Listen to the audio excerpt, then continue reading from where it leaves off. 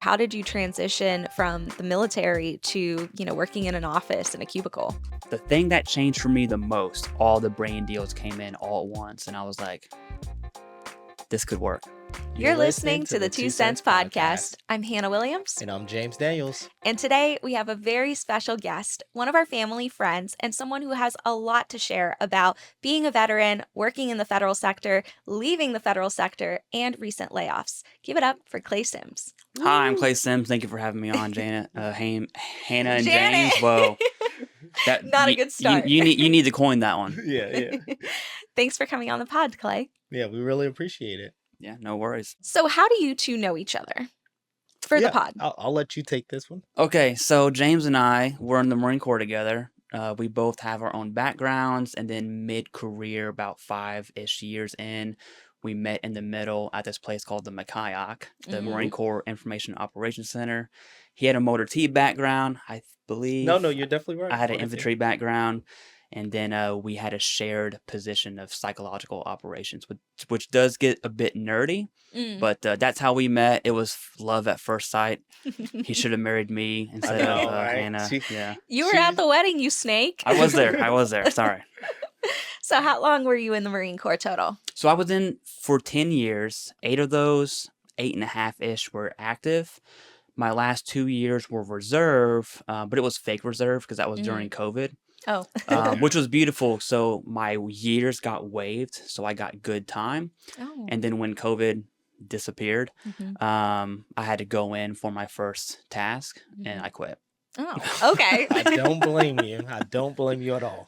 So what led you to the federal sector? How did you transition from the military to, working in an office in a cubicle? Yeah, so it wasn't a real conscious decision or a need to go into the civil service. It was like the decisions I made that led me to the Marine Corps, the decisions I made to go psychological operations. That gives you a skill set. Most of those positions are here in the DMV area. Some are at Fort Bragg, formerly Fort Liberty, formerly Fort Bragg again, for the PSYOP community. And so my previous decisions just drove me to the federal sector. Now, I was a contractor first. Okay. Which is key because most federal employees don't just walk into a federal position. Right. Yeah, it's not that easy. It's like a boys club, if you will. So they really it's like peer to peer. So I was a contractor for about 3 years, and then in the same office, same job, same desk, same chair even.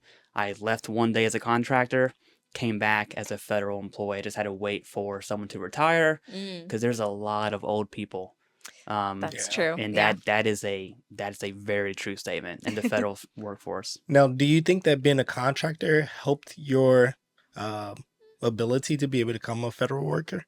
For sure. Yeah. So the GS-14 in our shop, he knew me, he knew my work ethic, and why would he hire someone on the outside who he doesn't know when there's a contractor here who's been doing that position, who has qualifications? I was an instructor at that time, and so just being on the platform and speaking without fumbling, like saying JAMA, Wait, that should be a thing, though. The ability to do that, coin it, right? Yes, absolutely. And the federal workforce, when I say boys club, they really hire within. Like they really, you could argue it's discriminatory in a sense, because it really is from within the shop. Yeah. I'm curious, if you don't mind sharing, how did your pay change from contractor to federal? Going from, I'll back up to Marine Corps. So Marine Corps to contractor, I thought I was balling. Yeah, of course. I thought I was balling. I made $100,000 flat even. Nice. We had a contract swap there, which was a miserable time. And then I got a small pay raise to 105. That was like in 2021-ish. I can't remember. And then from contractor to civilian, there was a large pay bump to 129. I was a 13. Nice. It is important, though, that most federal positions, you don't just walk into a 13. It's the DMV area and cost of living where normal positions that would be 10s, 11s, or 12s are 13s and 14s, because if they weren't, no one Yeah, would no work one there would do because it. the pay would be so low. And So if you're listening to that and you don't know what 11s, 12s, 14s are, those are just the category of the role, like a GS14, mhm. GS13. I don't even know if a 14 exists, but Yeah, yeah. it's more like the steps or the levels in Mhm. your career for that. Nice. So that's impressive though. So you went up to a GS13 like from the transition, Mhm. and how I feel like there's a little bit, this might be a misconception, correct us if we're wrong, Yeah. that pay is lower in the federal sector versus a contractor. How did that apply to your experience? So there was a shift. Mm, That used to be the case in the height of the GWAT era, which is the global war on terror. mm, So contractors were getting just buku dollars, 180 grand here, 250 grand wow. here to support, DOD level contracting. Once the war died down, I'd probably say around 2015-ish. That's when contracts really took a deep hit there. Hmm. And so now it's definitely leveled out the playing field. And I would argue in most cases, the federal government pays more, and it has the security. It once had the security that it had. I'm sure we'll We'll get into get to that that. We'll here. get into Yeah. that. But yeah, the pay and benefits are absolutely better on the federal side than they are on the contractor side right now. Now, Hmm. World War III happens, I'm sure we'll see the shift back. Right. Absolutely. So, how long were you in the public sector total? Because you just left actually on Friday. Friday was your last day. How long were you there total? Yeah, so I was a contractor for 3.5 years, and then a federal employee or a Department of the Army civilian, a DAC, for 2.5-ish years. So 2.5 years there as a federal employee. What made you decide to leave? yeah, so over the last 3 years, it's about to be 3 years, like 2 years and 10 months. I had my 9 to 5 working at my federal position. I would do dad stuff with the kids after 5 to like 7-ish, put them down to sleep. And then for the last almost 3 years, just working from like 8:30 to midnight on YouTube, just creating content. It was super, super slow process in the very beginning. That first year was miserable. It really was because I was doing all this work, getting like 10 views. Yeah, Hmm. yeah. My first videos were so bad I deleted them Oh, off my no. external hard drive too. They're gone.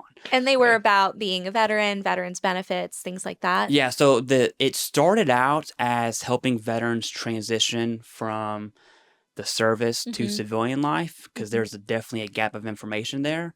What I found is no one cares about that. And so then I started creating content on VA disability compensation education, Mm. and that is a huge topic. Hmm. Now I do both VA benefit education, we'll just rope that all together, and I also do content on veteran related news, which has been popping as of about the last month and a half. For So, sure. It's Yeah. called the Civ Div. James, you're Yeah, actually yeah. wearing Actually wearing one of one of the the OG shirts. yes. nice. So if you want to check it out, it's called the Civ Div. We'll link it in the description below. But you recently quit then to pursue content creation full time. Did that have anything to do with the layoffs going on, or has that always been your plan? So, no to both. Okay. The first one, was it always my plan? I had zero plans to do content creation full time. I saw both of you quit your jobs. I remember James came down to my office and he was like, "Hey, I'm quitting." And I was like, "Dude, I'm so scared for you. Yeah, I rightfully have a so. basement, for you and Hannah, the JAMA room." But yeah, so the plan was never to do it full time. I didn't know the monetization aspirations YouTube could bring. Hmm. Nothing. I just saw a gap. I knew I had trouble doing benefits. All my friends had trouble doing benefits. And I was like, why don't I just do a video and tell people, here's the information? Hmm. And it worked. The thing that changed for me the most was last October. Ad revenue came in, and then all the brand deals came in all at once. And I was like, this could work. Like How I much did could you do bring in? this. So the month of October was my first month of doing 20K. Nice. And Wow. our expenses are very low. Like Hmm. outside of taxes, obviously, is a Hmm. huge expense, and payroll. The expenses are pretty low. So it was about a 18, 17K cleared, and it Nice. was beautiful. And I was like, this could work. And then something happened in the algorithm. I'm not sure how it goes, but I've been posting almost every day for like the last 3 years. Hmm. The algorithm finally hit. And so November was better than October. December was better than November. January was amazing. February just passed, and I'm like, oh my gosh, when's it gonna stop? Just keep going. So that's where I'm at right now. So it was so much money that it was making more than your full-time job? Yes, absolutely. In fact, it got to a point in February where the 8 hours I would spend in my federal position, I would lose money in the long run. So I was like, Wow. yeah, Okay. it's time to Great. pop. That's great to hear. It's time to pop smoke. So you quit on Friday. Your last day was on Friday. Yeah. Did you plan that with the layoffs going on and everything going on with DOGE? We're going to get into it now. Yeah, so this is a super specific situation, and I want to make that very clear because a lot of my coworkers or former coworkers are in the office freaking out. Okay, like inside, their anxiety is at an all-time high. I've never been in a work environment as tense as this one, and it's no one's fault in our office. It's just kind of the hands we've been dealt. Yeah. And so they're freaking out, and I'm in my desk last week. I am the happiest person on earth. Yeah. I can't wait. Okay. And so in that environment, I've been keeping my mouth shut because I just don't want, my situation's very unique. They're freaking out. I don't want to shove that down their face. So I'm in a weird position. Okay. The reason I bring that up is because I was going to quit April 4th. I'm an instructor. And I'm not loyal to the federal government at all by any means, but I was loyal to my coworkers. And so we had a few courses coming up, and I didn't want, if I quit, he was going to teach it alone. And I was like, I'll just teach this last course to you. Don't worry about it. Yeah. And so I was going to quit April 4th. Well, as of like January 28th, we had the deferred resignation program come out from the administration along with probationary employees. My probationary was 2 years, so I was just past that. And then the DRP came out, and essentially I could resign my position and get paid till September. So to make me look even worse, I'm getting a federal paycheck till September 30th. Wow. Wow. I mean, good for you. Like, we all have to do what's best for ourselves, and that I would have done the same thing. I don't think anybody listening would have done Yeah, different. no, definitely. I agree with that. I definitely would have made the same exact decision. Yeah. Were other people in your office actually laid off, or did So other people take similar deals? It's different. So of the agencies, the DOD is the most safe. They're not safe at all, but they're the most safe compared to Department of Education, Right. Energy, basically the entire State Department. And you were in DOD. And I was in the Department of the Army under DOD. So we were the most safe. I had another coworker take DRP. He just left this week. So congrats to him. And then we have 2 probationary employees who are on the cusp. And probies, we call them probies now, which wasn't a term until this Probies administration. sounds right? a little uncomfortable. But it call them doesn't probies. surprise me for the military. Yeah, so there's 2 probies in my office who are, that situation's held up in court, and depending on what that decision is, they are either going to be fired. Oh, wow. Or they're going to make their probationary period, which ends in June for both of them. And we're 13, so we have 2-year probie appointments where most positions have 1 year. What sucks for them is they were also contractors in that same position. Oh. And so now the government is potentially going to cut these 2 well-qualified instructors who really have 5-6 years on the books, but on federal paper, they have less than 2 years. And so that's what they're dealing with. Oh, man. So you've been super vocal on your YouTube and on LinkedIn about the layoffs and how it's affecting veterans in particular. What are your 2 cents on the DOGE and the federal layoffs? Yeah, so first it's 7 cents because inflation, right? I love that. And I have a big opinion here. There's so many things happening at the same time. So on one line of thought, is the federal government bloated from the GWAT era? I think that answer is yes. I think there is fat to cut, and we should cut that. However, the way it's being handled is harsh or callous. It's definitely no heartfelt feelings to the employee force at all. What I mean by that is you have people who are probationary. I interviewed one veteran who worked at the VA. He was 3 weeks from his probationary period ending. Wow. And he was let go, fired. and the blanket email was performance, performance, performance. But in reality, and he has the proof, his performance was, so you get rated on 3, 4, 5. Threes are standard. Mhm. So if you're 3 or higher, you are good. You're good, yeah. Okay, he had all 4s, which is better than average. Mhm. And so now you have this high performer getting fired for performance, Mhm. which now tells us it's not for performance. And it was clearly just a blanket, you're a probie, here's your email, you get fired. He Wow. also found out via Reddit. Oh my Wow. And god. so usually, especially in the federal world, there's some type of chain of command. Mhm.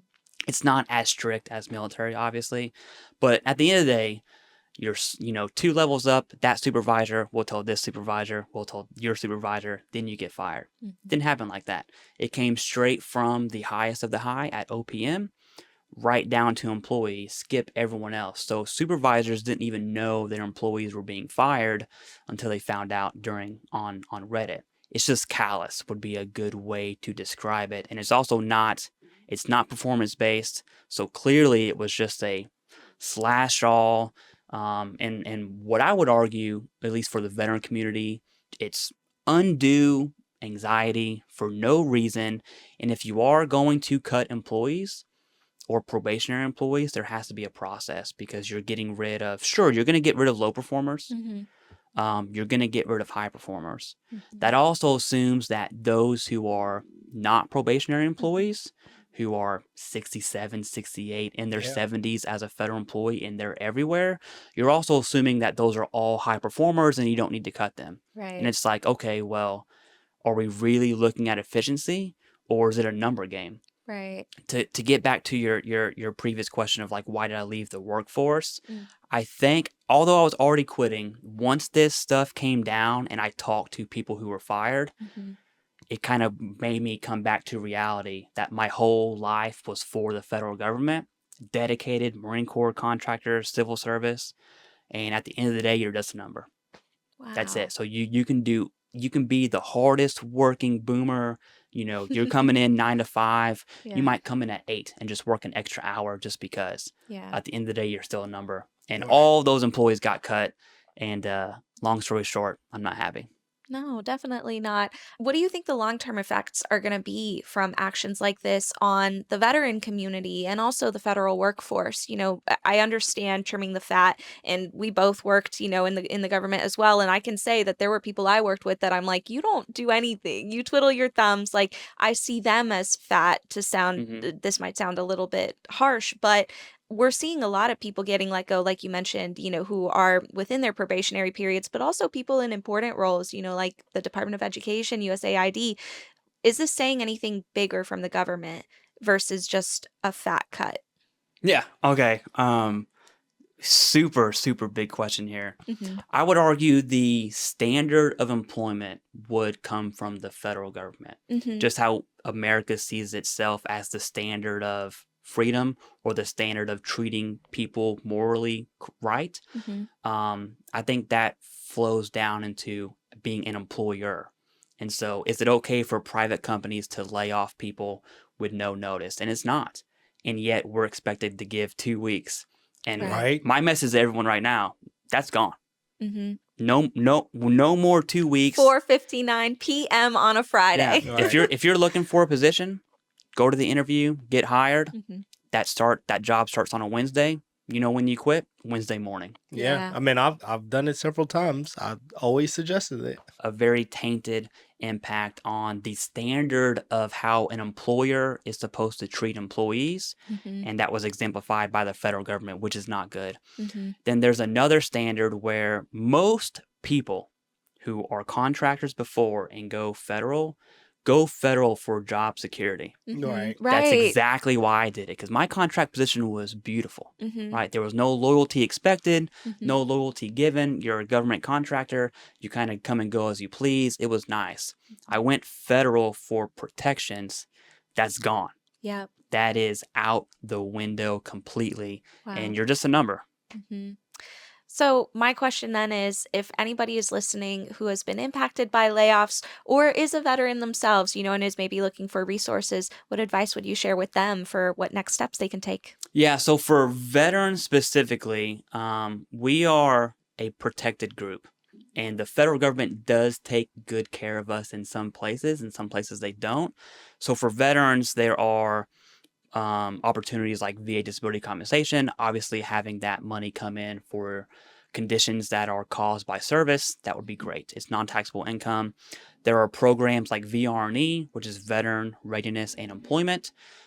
Essentially, if your qualifications and your training up to that point and your disabilities keep you from gainful employment, you can get in this program to essentially go to school for free, Mm. and they will train you. I have one veteran who I need to interview, by the way, at some point, who got approved for VRE for med school, which Nice. is That's which is a pretty cool. huge That's debt he's huge. avoiding, right? Yeah, that's six figures. So yeah, it's insane. So there are programs like that, but again, there's various qualifications for people who are not veterans, and you're just a normal civilian. I guess there's no good way to say that. Mhm. For everyone else, they don't have the luxury or the privilege to have these benefits, Right. which is just a double whammy, really. For sure. Yeah.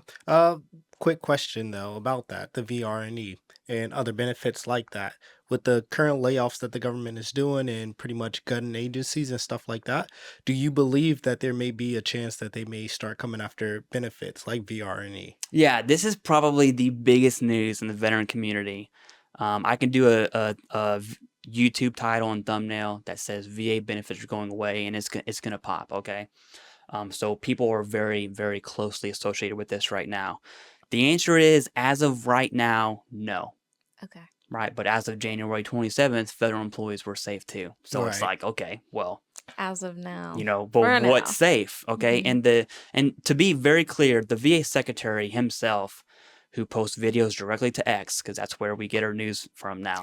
Wild world we live in. Mhm. But he said time and time again, VA benefits, and he mentions healthcare and disability are not going to go away, which is good to hear from the VA secretary.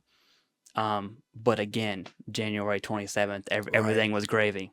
Yeah, is it gonna last? Yeah. Then last question about the government and veterans. Do you think the government is doing enough to support veterans post-separation? What are your 2 cents on that? There's no right answer here. I would argue in some areas, the federal government is doing exactly what they need to do for the veteran community. Mhm. And I would also argue in other areas, it's not. What I mean by that, so for the transition time, the DOD and the VA, if you will, have an agreement that they call TAP, Mhm. Transition Assistance Program. There's another program called Benefits Delivery at Discharge, where an active duty service member can, before they get out of the military, they can submit for their benefits. Mhm. So the idea is one day they have a DOD check, Mhm. the next day they leave and they have a VA check. That's the Mhm. idea, which is Nice. really nice. Yeah. Okay, the issue is no one knows about it, Oh. and Of so course. the VA's ability to push information is non-existent, which is insane to say because I know they have tons of public affairs officers Yeah. whose sole role is to communicate to that Mhm. internal and external audience. Hello, Mhm. veterans, we're both. Mhm. And they're just really, really bad at communicating benefits. They need to get on TikTok. And it's Yeah, or crazy something. because they do things. So at the airport in Reagan at Mhm. DCA, there's a huge wall. I took a picture of it it's a VA advertisement about the PACT Act, and I'm like, oh, so you can do So you So can outreach. you can, yeah, advertise. you For can some spend reason, money you on did stuff. it in the Yeah. airport. I think that's weird. Yeah, what a weird Like why don't you just do space. it on basis? The Like metro or something. why Yeah. doesn't every single service member understand their benefits before getting out? That has gotten better with the GWAT era, basically meaning '01 to right now. Um, there is a generation that got left behind, which is the peacetime generation and Yeah. Vietnam era. I Mhm. always tell people that the benefits we have today is because of the way the Vietnam era was treated. They're which still was getting terrible. treated terrible. Yeah. You know, a lot of them have already passed, Oh, and now their wives have the ability to basically submit dependent indemnity. DIC. I'm just gonna say DIC. It's a really yeah. hard word to say. Lots of. So let's say the veteran dies of a heart attack, they had hypertension, and there's a piece of legislation where they can be service connected after death for that, and that would allow benefits for the spouse, which is Okay. great. It's beautiful. One, it's too little, too late. They've already passed, but at least now the next of kin can submit these benefits.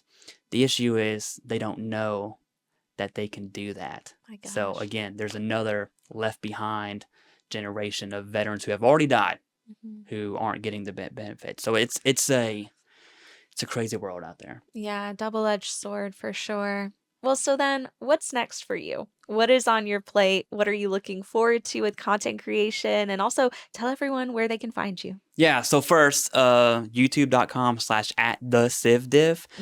Mm. There's another dude named Civdiv, which is weird Oh, because he was also in the Marine Corps and now he's in Ukraine, but he was in Syria. And his videos, I was also in Syria, and I've been to the same places. There's Might be your there's brother no or connection something. there at all. Civdiv, he has like 800,000 subs, and wow. he does war related content. Okay. That's not me. I The want to Civ make Div. that very clear. I am in America. I am in Virginia, to be specific. Okay. So the Civ Div, that's me. As far as what's next, Mhm. we were talking about this earlier. I'm living a whole new life. Friday was my last day. This is the first week of the rest of my life, essentially. And so I have 4 kids. I just want to do dad stuff. You know, Love it. I've done 9 to 5 and 5 to 9 for the last 3 years. I'm cashing in. So I Yeah. want to That's I do awesome. dad stuff in the morning and then the afternoons. And then after I drop the kids off at daycare, I'll just do YouTube stuff, Mhm. which is also amazing because when I was doing my 8-hour shifts, I'd probably work for 3 hours Mhm. and then just wait, Yeah. just People are die. so Yeah. productive nowadays. Like it Yeah. hasn't caught up And so with now eight that I'm hour. working for myself, I can genuinely, legitimately work 10 to 2 and have so much done. I have 8 weeks of content scheduled. So Oh my gosh. if I needed surgery and I needed to take 2 months off, I have that ability. Yeah. And so the amount I'm working, every minute is spent for myself. And so there's this weird, it's work, but it's not work. Yeah. Yeah, you got like It's a this. very Oh, we weird. totally Yeah, you get get like it. this Yeah. sense of gratification now Yeah, from your it's work. just so weird. And then the freedom to every morning I go to this Korean French coffee shop, and I know that Mhm. sounds weird, but that's what I do. I have this routine. I'm working really hard. I'm just doing focused on dad stuff and family, Mhm. and then I do a lot of volunteer work at like within my local community and Yeah. at my local church. And just I guess my main goal is to be a good steward of the opportunity, I love it. right? Because I could quit, do YouTube, and then just self-indulge and play video games all day, which there's Yeah. nothing wrong with that either. Mhm. But I'm trying to take a different light, and it's like, how can I give back to the community? So that's kind of Yeah. what I'm traveling down right now. I That's love awesome. that. Yeah. I feel like you had a long career serving the country, and now you're taking those same values and serving your community and your family, and I think that's a really beautiful thing. Like I applaud you for that. I would say just my quick 2 cents, I think you're doing everything right because one of the things that I think we struggled with when we did the full-time transition was salary transparency becoming our identity. It Mm. became everything. It became everything we talked about, everything we did. And so my advice to anybody making the switch over would be to remain rooted in, your family and what makes you happy and things outside of work. And I think you just displayed that really well. So I'm excited for you. Yeah, thank you. And there is another thing too on content creation I do want to talk about, Yeah. because when I saw you quit your job, I was like, maybe I can do something like that. Yeah. And I Yeah. tried to take the same approach, and our audience could not be more Yeah, different. completely It's so different different. audiences. On any spectrum you're looking at, they couldn't be more opposite. And so I was trying, like, you really flourish in short form content, and I tried that. It was not the right But move, you flourish in right? long But then in form. long form on YouTube, it just happens. And so my advice is, it goes back to this PSYOP 101, which is Yeah. know your audience. What works for you guys, what works for me is not going to work for any other content creator out there. So for instance, my audience is primarily 45 and up. Hands down, that's my number one audience. Editing, all that stuff, they don't care about. Yeah. Yeah. Yeah. My website I have, the most mediocre website you're ever come across, and my audience doesn't care, Yeah. right? Why You waste might the look money? at it and Yeah. just say, this looks stupid, which is fine, but my audience thinks it's awesome. So Yeah. that's what matters. And that's the important Great part. Yeah. advice. Great Yeah. advice. Oh my gosh, I love it. Yeah. Anything else? Do you want to tell the camera what you got going on, where people can find you? You already did, but one more time. Yeah. Yeah. So you can find me at youtube.com/@thecivdiv. I make daily content on veteran benefits education and veteran related news, which has been really crazy as of late. Thank you for joining us today on the pod. We really appreciate it. Really appreciate all the information that you was able to share with our audience. If you guys like the video, make sure that you like and subscribe, and yeah, we'll see you And next we'll week. catch you next week. Bye.